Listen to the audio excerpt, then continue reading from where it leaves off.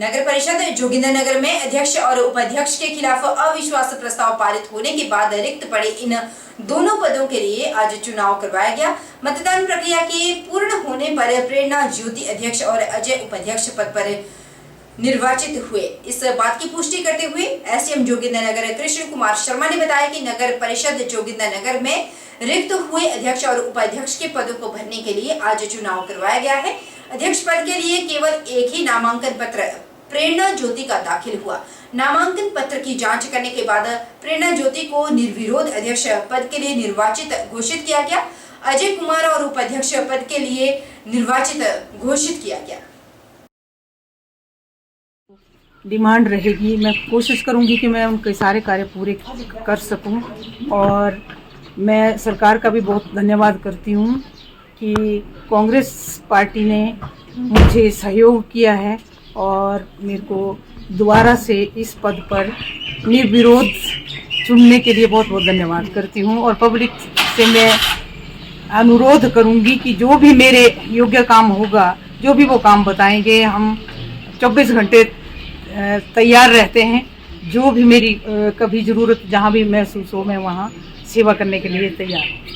आगे भी हम ये जोगिंदरनगर का जो विकास इतने समय से थमा है, जिसमें कनिष्ठ अभियंता के ना होने के कारण जो विकास की जो प्रक्रिया है उसमें रुकावट आई है, तो हम प्रदेश की सरकार से और उनके पास जाकर जो है इस कनिष्ठ अभियंता के पद को भरने की जो है वो गुजारिश करेंगे और जो डेवलपमेंट जो थमी है उसको निरंतर आगे बढ़ाने के लिए हम सभी पार्षद जो है वो प्रयास करेंगे ताकि जोगिंदरनगर जो नगर परिषद है वो अपने विकास के पथ पर आगे। जिला किन्नौर के चौरा नजदीक लगातार बारिश के बाद आज सुबह पहाड़ों से भयंकर भूस्खलन का मामला सामने आया, जिसके चलते NH5 अवरुद्ध हुआ है और NH5 के दोनों ओर वाहनों की लंबी लंबी कतारें लग गई थी। पहाड़ों से अब तक लगातार भूस्खलन जारी है, जिसे मौके पर खड़े लोगों ने अपने कैमरे में कैद किया। जिले में लगातार 8 दिनों से सुबह से शाम तक बारिश का सिलसिला जारी था, जिसके बाद जिला के कई ब्लैक स्पॉट क्षेत्रों में पहाड़ों से पत्थर के गिरने के साथ साथ हल्का भूस्खलन भी हो रहा है। इसी प्रकार जिला के चौरा समीप पहाड़ों से आज सुबह अचानक भूस्खलन के चलते NH5 पर मलबा और चट्टान के ढेर लग गए, जिसकी वजह से NH5 अवरुद्ध हो गया और फिलहाल NH5 पर वाहनों की आवाजाही पूरी तरह से ठप है। वहीं प्रशासन की ओर से मौके पर बड़ी बड़ी मशीनरियों को तैनात कर दिया गया, लेकिन पहाड़ों से लगातार भूस्खलन के चलते मशीनों को सड़क से मलबा और चट्टानों को हटाने में परेशानियों का सामना करना पड़ रहा है। चौरा के नजदीक पहाड़ों से हुए इस भूस्खलन में किसी के जानमाल के नुकसान की अभी तक सूचना नहीं है, लेकिन सड़क अवरुद्ध होने के चलते वाहनों की आवाजाही प्रभावित जरूर हुई। प्रशासन की ओर से मौके पर फिलहाल अधिकारियों को मौके का जायजा लेने के लिए रवाना किया गया है और दोपहर तक NH5 की बहाली की उम्मीद जताई जा रही है। जिला बिलासपुर के ग्राम पंचायत धारटो के जेरख गांव की निवासी नैन्सी शर्मा का चयन अखिल भारतीय आयुर्विज्ञान संस्थान एम्स विजयपुर जम्मू में बतौर नर्सिंग ऑफिसर हुआ है। इस संदर्भ में नैन्सी शर्मा के पिता रतन लाल शर्मा ने बताया कि उनके परिवार और क्षेत्र वासियों को नैन्सी शर्मा के नर्सिंग ऑफिसर बनने पर बेहद खुशी है। नैन्सी शर्मा बाल्यकाल से ही खेल शिक्षा के क्षेत्र में प्रतिभाशाली रही हैं। नैन्सी शर्मा ने प्रारंभिक शिक्षा राजकीय वरिष्ठ माध्यमिक पाठशाला पंजगाई से प्राप्त की, जबकि मैट्रिक देव आदर्श विद्यालय बैरी से की। नैन्सी ने जमा 2 की शिक्षा राजस्थान के कोटा में स्थित अरिहंत सीनियर सेकेंडरी स्कूल से की। इसके अलावा BSc नर्सिंग कॉल वैली इंस्टीट्यूट ऑफ नर्सिंग हनोड़ा से हुई। नैन्सी ने वर्ष 2022 में नॉर्थ सेट की परीक्षा में हिस्सा लिया। इस राष्ट्रीय स्तर की परीक्षा में नैन्सी ने 97.75% अंक हासिल कर 525वां रैंक प्राप्त किया। इससे पूर्व नैन्सी शर्मा ने super speciality max hospital Mohali में 4 वर्षों तक अपनी सेवाएं प्रदान की। नैन्सी शर्मा के पिता रतन लाल शर्मा शिक्षा विभाग से प्रधानाचार्य के पद पर से सेवानिवृत्त हुए, जबकि माता पुष्पा शर्मा गृहिणी महिला है। नैन्सी शर्मा की बड़ी बहन BDS डॉक्टर है, जबकि छोटा भाई सौरभ शर्मा मोहाली में सिस्टम इंजीनियर के पद पर कार्यरत है। नैन्सी अपनी सफलता का श्रेय अपने माता पिता और गुरुजनों को देती है। मेरा अभी all India institute of medical sciences में विजयपुर में मेरा सिलेक्शन हुआ है जम्मू डिस्ट्रिक्ट में। एंड मैं हिमाचल प्रदेश से रहने वाली हूँ एंड मेरा रैंक है 2084 एंड इसका श्रेय मेरे मम्मी पापा को जाता है एंड गुरुजनों को, क्योंकि उन्होंने बहुत मेहनत करी हुई है मुझे यहाँ तक पहुँचाने के लिए। एंड आप लोग भी अच्छी मेहनत से और थोड़ा टाइम अगर आप स्टडी को देते हो तो आप भी यहाँ तक पहुँच सकते हो। Thank you. मेरी बेटी का चयन अखिल भारतीय आयुर्विज्ञान संस्थान विजयपुर जम्मू में हुआ है। मेरी बेटी नैन्सी शर्मा ने अपनी सेवाएं वहां पर देना शुरू कर दी है। इसके चयन से पूरे क्षेत्र में, पूरे इलाके में, पूरे ज़िले में खुशी का माहौल है। और ये बेटी शुरू से ही बचपन से प्रतिभाशाली छात्रा रही है और इसने अपनी हर कक्षा, हर क्लास प्रथम श्रेणी में पास की है और क्षेत्र के सभी लोग इस चयन से बहुत खुश हैं। आयुष्मान के लिए आश बाल विकास केंद्र वरदान बना है। यह बात अलग घाटी की हेमलता ने अपने बच्चे आयुष्मान के स्वस्थ होने पर कही। उन्होंने कहा कि उनके 5 वर्षीय बच्चे आयुष्मान में पिछले कुछ समय से बहुत सी दिक्कतें सामने आई थी, जैसे बातचीत करने में पिछड़ापन, पढ़ाई में बिल्कुल भी ध्यान न देना, पढ़ाई के किसी भी किताब और सामग्री को पकड़ने में रुचि ना दिखाना, बहुत ज्यादा गुस्सा और जिद्दीपन, इस पर एक जगह ना बैठना, ये सारी चीजें उसमें पाई जाती थी। ये सारी दिक्कतें पूरे परिवार के लिए एक चिंता का विषय बन चुकी है।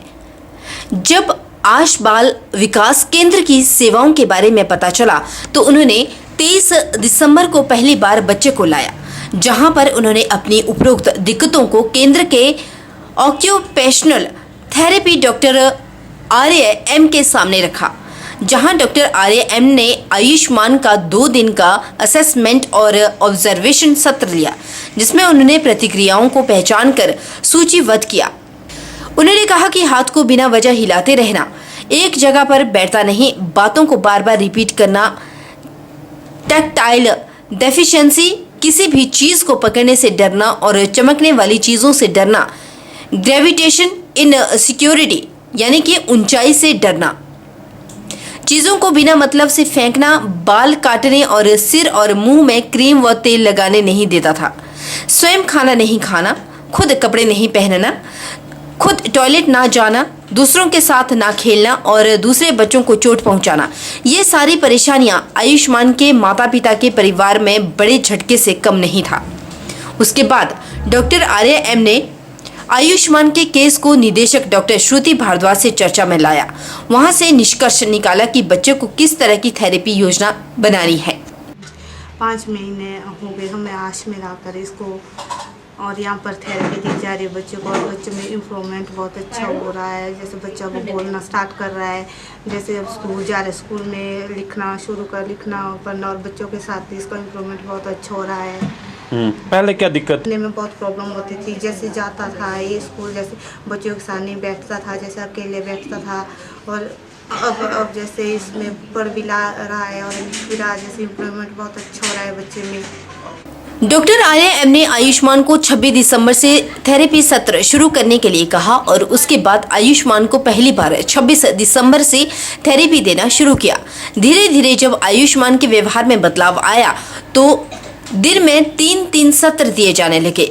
17 अप्रैल 2023 के आते आते तक लगभग 4 महीने की थेरेपी सेवाओं से आयुष्मान के जीवन में बहुत ज्यादा सकारात्मक बदलाव हुए, जिससे परिवार में बेहद खुशी है। पूछेंगे तो आंसर देने के लिए भी अच्छे से आंसर देता है और उसमें हम बोलता है इक्वलली, उसका इक्वलली बहुत अच्छे से कम हुआ है।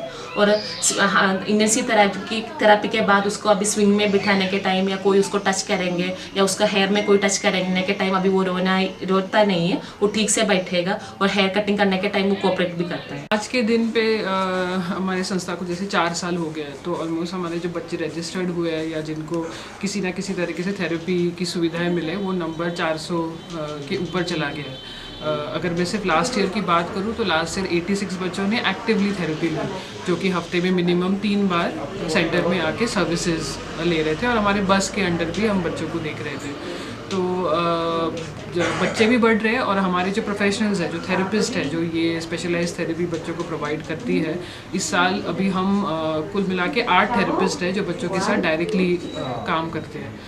और जैसे कि थेरेपी जो होता है वो एक बच्चा और एक थेरेपिस्ट, वो एक 1-to-1 इंटरेक्शन का पार्ट होता है। तो उसमें हमारे पास जितने ज़्यादा थेरेपिस्ट होंगे उतना हम ज़्यादा बच्चे देख सकते हैं। तकनीकी शिक्षा बोर्ड ने फीस जमा न होने पर पैट और लीड के 347 ऑनलाइन आवेदन रिजेक्ट कर दिए, जिसमें पैट के 212 और लीड के 136 आवेदन शामिल है। अब दोनों ही परीक्षाओं में करीब 7500 अभ्यर्थी बैठेंगे, जिसमें 4950 अभ्यर्थी पैट और 2529 अभ्यर्थी लीड के हैं।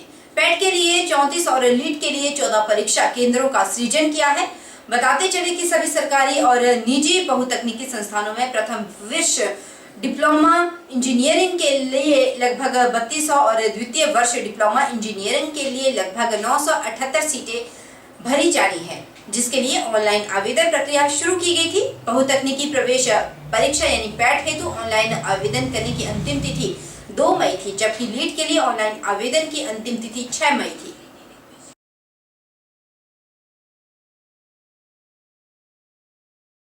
तकनीकी शिक्षा बोर्ड के द्वारा जो हमारा प्रवेश प्रक्रिया है पैट 2023 और लीड 2023, उसके हेतु सारी तैयारियां कर ली गई हैं।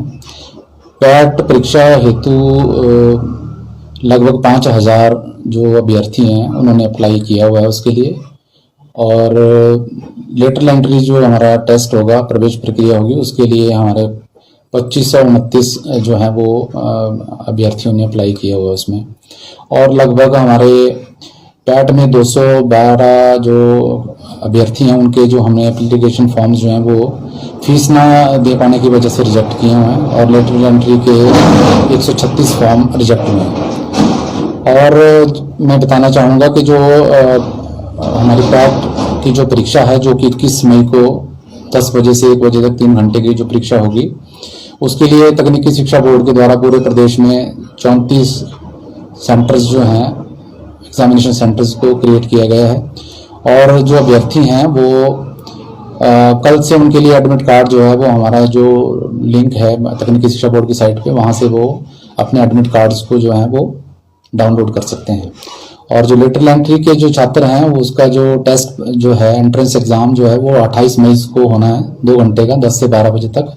और उसके लिए तकनीकी शिक्षा बोर्ड के द्वारा 14 एग्जाम सेंटर्स जो हैं वो उसमें लिया जाएगा पूरे प्रदेश भर में।